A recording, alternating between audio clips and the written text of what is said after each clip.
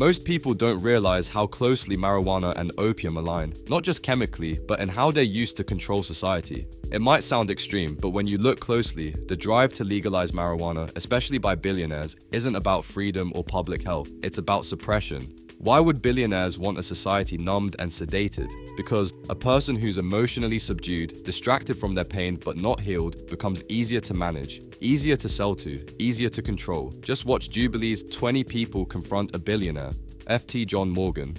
John Morgan says he'd never let his own children near marijuana, citing cognitive dissonance, psychosis, and emotional dysfunction. Yet in the same breath, he champions legalizing it for the masses. Why? Because he claims it removes suffering. That contradiction isn't an accident, it's a blueprint. Keep the elite clear-headed and the public pacified, just like the opium epidemic once did, just like a 50-year mortgage does now, just like endless inflation, wage stagnation, and the normalization of burnout. We're being trained to function while unwell, to smile while we struggle, and marijuana, legalized under the banner of progress, quietly supports that structure. It dulls the edge of real emotion. It delays the hard work of healing. It convinces people that repression is relief. And when someone's emotionally numb, when their past trauma bleeds into their present and they can't fully see reality, they're vulnerable to manipulation. That's not speculation, it's psychology. It's the groundwork of codependency disorder, and it's what sociopaths count on.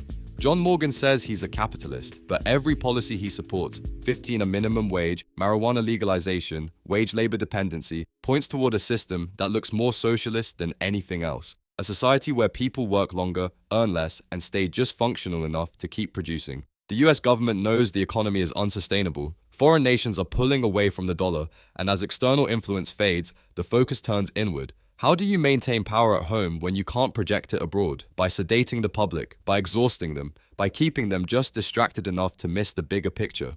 The truth is, there's a real alternative for creating collective prosperity, and it's not another substance, it's presence. Meditation teaches people how to face emotions instead of fleeing from them. It helps us observe our thoughts without being consumed by them. It shows us how to let go, not by forgetting the past, but by seeing it clearly, without fear. Imagine if every public school in America taught meditation, if every community offered free mental clarity instead of sedation, if people could actually resolve their emotional wounds instead of numbing them day after day. Meditation is the opposite of repression. It's liberation. It brings the past into the light, gently, permanently. It stops the cycle of trauma manipulation. It puts the mind back in the present, where freedom and creativity are born. And that's exactly what systems of control fear: free thinkers. People who can't be sold solutions to problems they've already healed. People who won't be used as economic fuel just to keep a broken system running. So no, legalizing marijuana isn't progress. Not the way it's being done. It's sedation disguised as freedom. Real freedom starts when we stop numbing ourselves and start understanding ourselves. And that's a revolution no billionaire wants to see.